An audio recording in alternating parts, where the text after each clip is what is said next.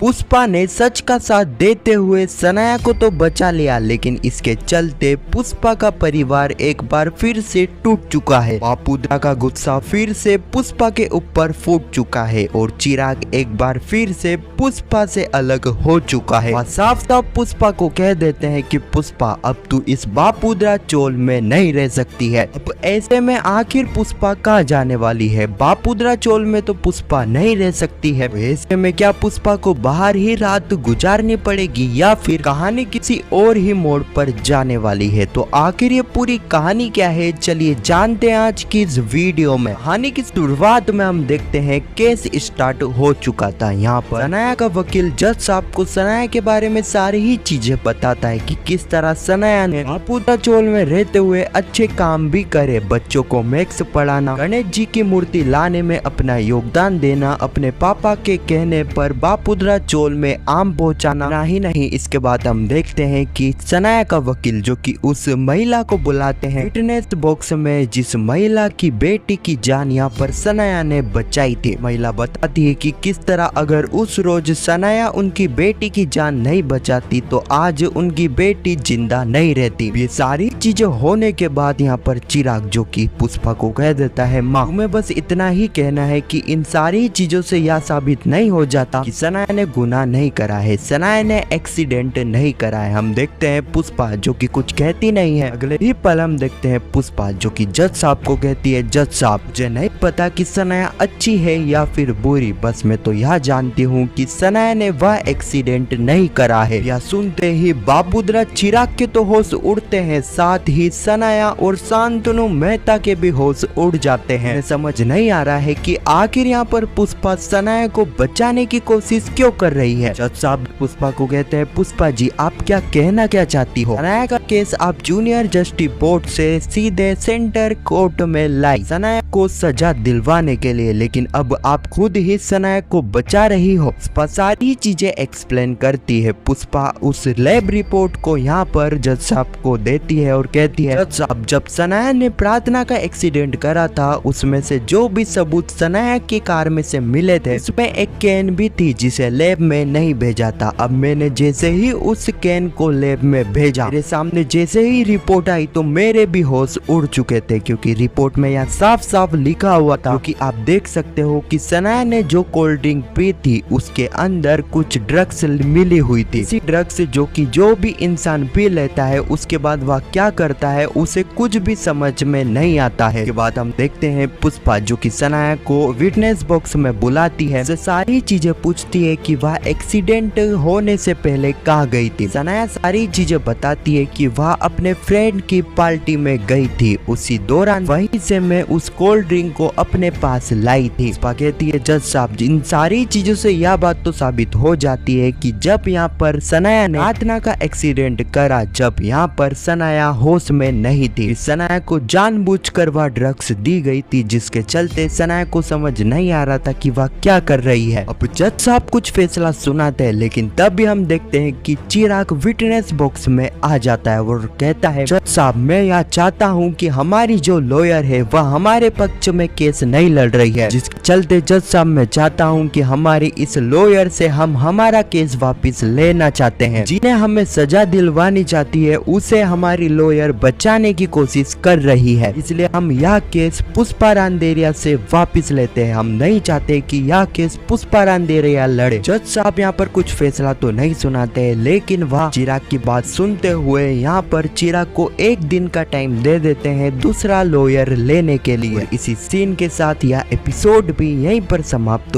हो जाता है। अब आने वाली कहानी में हम देखने वाले हैं चिराग और बापुद्रा जो कि सबसे पहले यहाँ पर पुष्पा के ऊपर काफी ज्यादा गुस्सा होने वाले हैं, जिसके चलते हम देखेंगे कि वह पुष्पा को बापुद्रा चोल में आने की परमिशन भी नहीं देंगे। इसके चलते पुष्पा बाहर भटकेगी, पुष्पा बाहर रहने की जगह ढूंढेगी। तभी हम देखेंगे कि एक व्यक्ति पुष्पा के पास आने वाला है और वह पुष्पा को एक जगह पर ले जाएगा जहां पर पुष्पा रह सकती है। प्रोमो को देखकर तो ऐसा ही लग रहा है कि वह व्यक्ति और कोई नहीं बल्कि कृष्ण जी यानी कि कृष्ण भगवान है, जो कि पुष्पा की मदद करने पुष्पा को सहारा देने के लिए आए हैं। तो यही कुछ कहानी है जो कि आने वाले एपिसोड में हमें देखने को मिलेगी। अगर आपको यह वीडियो कैसी लगी कमेंट में जरूर बताना। और पुष्पा इम्पॉसिबल के आने वाले एपिसोड की ऐसी वीडियो के लिए चैनल को सब्सक्राइब अवश्य करना। जब तक के लिए धन्यवाद।